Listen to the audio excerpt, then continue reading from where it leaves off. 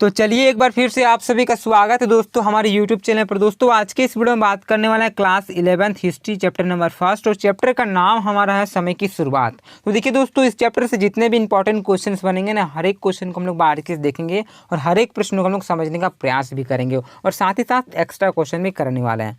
तो पहला क्वेश्चन क्या पूछा जा रहा है कि साक्ष्यों से ज्ञात होता है कि होमिनिड्स का उद्भव हुआ। तो जब आप चैप्टर पढ़ेंगे ना, आपको तीन चीज़ पढ़ने को मिलेंगे। पहला तो आपका प्राइमेट, दूसरा आपका होमोनॉइड और तीसरा आपका होमिनिड्स। तो यहाँ पे पूछा गया होमिनिड्स के बारे में। तो होमिनिड्स का उद्भव जो हुआ था वो अफ्रीका में हुआ था। कहाँ हुआ था दोस्तों? अफ्रीका में। जिस तरह से यहाँ पे एशिया, यूरोप, अफ्रीका, इनमें से कोई चार ऑप्शन दिया है, इनमें से आपका अफ्रीका हो जाएगा। ठीक है, चलिए सेटिका अफ्रीका में बनेगा। और प्राइमेट अगर पूछा जाए तो प्राइमेट का उद्भव एशिया और अफ्रीका में हुआ था। चलिए नेक्स्ट क्वेश्चन, दूसरा नंबर क्या पूछा जा रहा है कि होमो लैटिन भाषा का शब्द जिसका अर्थ है। तो देखिए होमो को अगर बात कर सकते हैं ना, होमो का अर्थ होता है आदमी। क्या होगा दोस्तों? आदमी।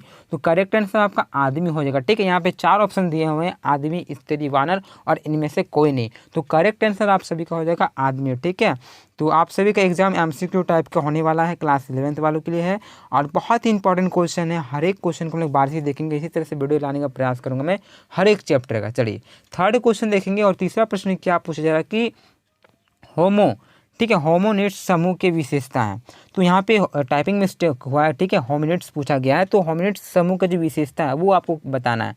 तो देखिए इसका क्या विशेषता है। पहले बात तो ये, इसका जो मस्तिष्क का आकार होता है वो बड़ा होता है। ठीक है, ये बात याद रखिए। दूसरा कि ये दो पैरों पे चलते हैं। ठीक है, आपको यहाँ पे लिखना है होमिनिड्स। ठीक है, होमिनिड यहाँ पे गलती टाइपिंग हुआ है, लेकिन होमिनिड्स बताना है जिसका वो अफ्रीका में हुआ है। और इसका जो मस्तिष्क का आकार है ना वो बड़ा होता है, वह दो पैरों पे चलते हैं और हाथ की कुछ विशेष आकृति वो लोग बना सकते हैं। तो यानी कि उपयुक्त सभी आपका सही से उत्तर हो जाएगा। ठीक है, ये सभी के सभी इसकी विशेषताएं हैं, तो इसीलिए हम लोग उपयुक्त सभी टिक मारेंगे होमिनिड्स के बारे में। चैप्टर को डीपली पढ़िए ताकि आपको दिक्कत ना हो और मैं समझाने का प्रयास करूं ताकि आप भी समझ जाएं। चलिए चौथा जो क्वेश्चन पूछा गया है ना कि होमो इरेक्टस के प्राचीनतम जीवाश्म कहाँ पाए गए हैं।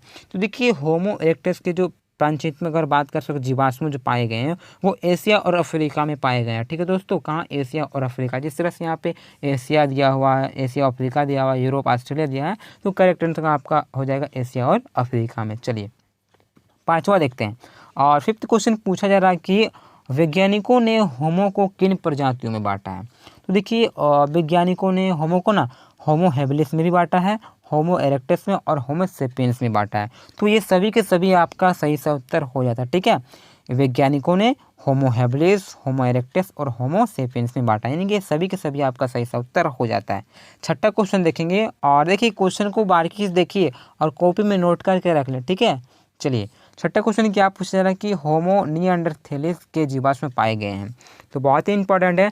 देखिए क्या हुआ करता था कि स्थल जहाँ पे जीवाश्म पाए गए हैं तो उस स्थान के नाम पे ही जीवाश्म का नामकरण कर दिया जाता था।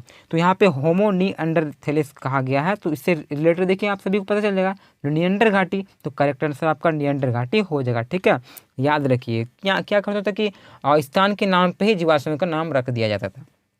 तो होमो निएंडरथैलिस का जो जीवाश्म पाया गया है निएंडर घाटी में। चलिए सातवां प्रश्न की बात करेंगे और यहाँ पे प्रश्न पूछा गया है कि आधुनिक मानव के उद्भव से संबंधित, ठीक है, प्रतिस्थापन मॉडल के अनुसार कौन सा मत सही है।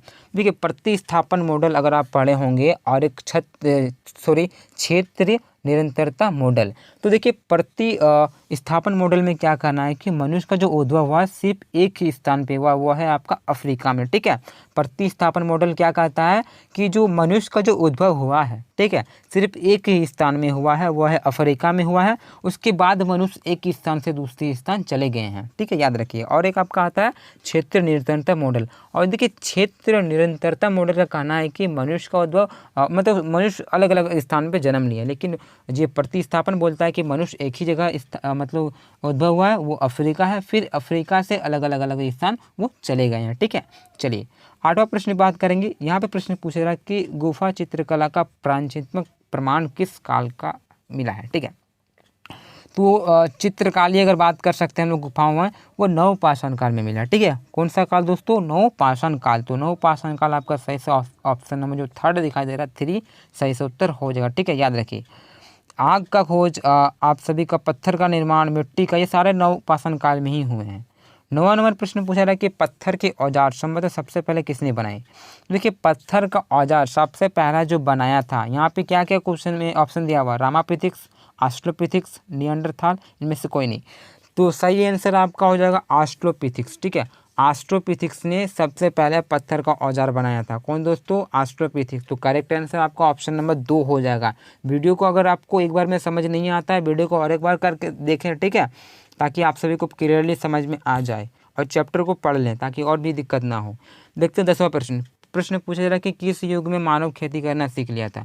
तो देखिए मानव है ना, जो खेती करने सीखा था वो नवपाषाण काल में सीख लिया था। कौन सा दोस्तों? नवपाषाण काल। याद रखिए, माइंड में भर लीजिए। तो करेक्ट आंसर आपका ऑप्शन नंबर 3 हो जाएगा। ये प्रश्न बहुत इंपॉर्टेंट है। ठीक है, जैसे पूरा पाषाण, मध्य पाषाण और नवपाषाण, इनमें से कोई नहीं तो नवपाषाण हो जाएगा। ठीक है, करेक्ट आंसर ऑप्शन नंबर 3। 11वां नंबर प्रश्न क्या पूछा जा रहा है कि भारत की शिवालिक पहाड़ी में, ठीक है, सन 1934 ईस्वी में एडवर्ड महोदय ने किसके जीवाश्म खोजे। तो भारत के शिवालिक पहाड़ी में 1934 सबसे पहले, तो ये डेट याद रख लीजिए 1934, और एडवर्ड महोदय ये नाम भी आप याद रख लीजिएगा। ठीक है, और किसके जीवाश्म खोजे थे? तो रामापिथिक्स के जीवाश्म खोजे थे। किसका दोस्तों? रामापिथिक्स के। ये प्रश्न बहुत इंपॉर्टेंट है, यहाँ से 3 प्रश्न बन जाएंगे। पहला तो यहाँ पे शिवालिक पहाड़ी से, ठीक है, 1934 में एडवर्ड महोदय ने 3, और एक रामापिथिक्स का खोज किया था। 4 क्वेश्चन यहीं से बन जाता है। 12वां प्रश्न देखते हैं। यहाँ पे प्रश्न पूछा रहा है कि प्राइमेट का उद्भव हुआ था। तो देखिए प्राइमेट का जो उद्भव हुआ था ना दोस्तों, ये आप बात कर सकते हैं, प्राइमेट वाला बताया गया है। तो इसका एशिया और अफ्रीका में हुआ था। ठीक है, एशिया और अफ्रीका में ही हुआ था इसका उद्भव। तो प्राइमेट पूछा जाए तो एशिया अफ्रीका में। ठीक है, करेक्ट आंसर ऑप्शन नंबर 2 हो जाएगा। चलिए आगे बात करते हैं हम लोग 13वां प्रश्न की, और यहाँ पे 13वां प्रश्न पूछा रहा कि होमो हेबिलिस के जीवाश्म से मिले हैं। तो होमो हेबिलिस के जीवाश्म जो मिले हैं ना, वो ओमो और ओल्डुवाई में मिले हैं। ठीक है, एक स्थान का नाम है ओमो और ओल्डुवाई। चलिए 14वें प्रश्न की बात करते हैं। यहाँ पे प्रश्न पूछा रहा है कि अपमार्जक का अर्थ है। तो अपमार्जक का क्या अर्थ होता है कि यहाँ पे 4 ऑप्शन दिए हैं। पहला तो भोजन एक मतलब एक तलाश करना, दूसरा है भोजन एकत्र करना, तीसरा दिया है यहाँ पे जाते हुए वस्तु को सफाई करना, कंदमूल जमा करना। तो देखिए इसका थर्ड जो आंसर होने वाला है, जो मरे हुए मृतक जो वस्तु होते हैं, कुछ भी वस्तु, ठीक है, उसको सफाई करना, जो भी जीव जंतु होते हैं, मरे हुए जीव जंतु को साफ करना ही आपका सही से उत्तर हो जाएगा। ठीक है, यहाँ पे टाइपिंग मिस्टेक हुआ है, लेकिन यहाँ पे दूसरा कुछ होना चाहिए था। तो जो भी मरे हुए जीव जंतु होते हैं, जो भी वस्तु होते हैं, उसको सफाई करना ही हम लोग अपमार्जन बोलते हैं। ठीक है, तो अपमार्जक आपका सही से उत्तर हो जाएगा, ये थर्ड है। ठीक है, इसको सुधार लीजिएगा, सफाई करना, ठीक है, वो आपका अपमार्जक कहलाता है। तो चलिए दोस्तों अब बात कर लेते हैं 15वां प्रश्न की, और यहाँ पे प्रश्न पूछा जा रहा है कि जर्मनी के नगर हाइडेलबर्ग में पाए गए जीवाश्म को कहा गया है। तो क्या कहा गया है दोस्तों? होमो हाइडेलबर्गेसिस। ठीक है, तो उस स्थान के नाम पर जीवाश्म का नामकरण कर दिया गया, क्योंकि देखिए होम हाइडेलबर्ग से हो जाएगा होमो हाइडेलबर्गेसिस। और यहाँ पे 4 ऑप्शन दिए हैं। देखिए क्या क्या दिया है, होमो हाइडेलबर्गेसिस, होमो सेपियंस, होमो हेबिलिस, इनमें से कोई नहीं। तो करेक्ट आंसर आपका ऑप्शन नंबर फर्स्ट हो जाएगा, होमो हाइडेलबर्गेसिस। हाइडेलबर्ग से रिलेटेड है, इसलिए ठीक है, मैच कर रहा है ना स्थान के नाम पे जीवाश्म का नाम। चलिए अगला प्रश्न बात करेंगे, 16वां नंबर प्रश्न है, और यहाँ पे प्रश्न क्या पूछा जा रहा है कि मानव ने आग पर पकाकर मिट्टी के बर्तन बनाना कब प्रारंभ किया। तो देखिए जो मानव है मिट्टी के बर्तन बनाने का जो प्रारंभ किया था वो नवपाषाण काल में कर दिया था। तो नवपाषाण काल में हम लोग देखें क्या क्या खेती करना प्रारंभ कर दिया था, चित्रकारी, गुफा चित्रकारी करना प्रारंभ कर दिया था, और मिट्टी के बर्तन भी बनाना वो नवपाषाण काल में ही किया था। तो करेक्ट आंसर आपका 3 हो जाएगा। ठीक है, तो ये नवपाषाण काल बहुत इंपॉर्टेंट है, इससे रिलेटेड हम लोग 3 प्रश्न देख लें जो कि ज़्यादा ही इंपॉर्टेंट है। ठीक है, इसको लिख के रख लें। और 16वां प्रश्न देख लेते हैं, और यहाँ पे क्या प्रश्न 17वां प्रश्न होगा, क्या पूछा रहा है कि आधुनिक मानव के साक्ष्य अफ्रीका के किस स्थान पर मिले हैं। तो आधुनिक मानव के जो साक्ष्य ना वो अफ्रीका के ओल्डुवाई में मिले हैं। ठीक है, तो करेक्ट आंसर ऑप्शन नंबर जो 3 है आपका सही से उत्तर हो जाता है। जितने भी प्रश्न देख रहे हैं हर एक प्रश्न इंपॉर्टेंट है। आज का आखिरी प्रश्न और 18वां नंबर प्रश्न है जो कि बहुत इंपॉर्टेंट है। क्या इंपॉर्टेंट क्वेश्चन है देख लेते हैं। पूछा जा रहा है कि चार्ल्स डार्विन, ये नाम तो हम लोग क्लास 9 से ही सुनते आ रहे हैं, ठीक है ना दोस्तों। चार्ल्स डार्विन की पुस्तक ओरिजिन ऑफ स्पीसीज कब प्रकाशित की गई थी। ये तो हम सभी को पता है, चार्ल्स डार्विन का एक पुस्तक जिसका नाम है ऑन, ठीक है, on the origin of species. तो इस पुस्तक ये जो पुस्तक इसकी प्रकाशन कब हुआ था वो प्रश्न पूछा जा रहा है। तो इसका जो प्रकाशन हुआ था दोस्तों 1859 में हुआ था, ठीक है, यानी कि 1859 में किया गया था, नवंबर 1859 यानी कि 1859 में किया गया था, ठीक है।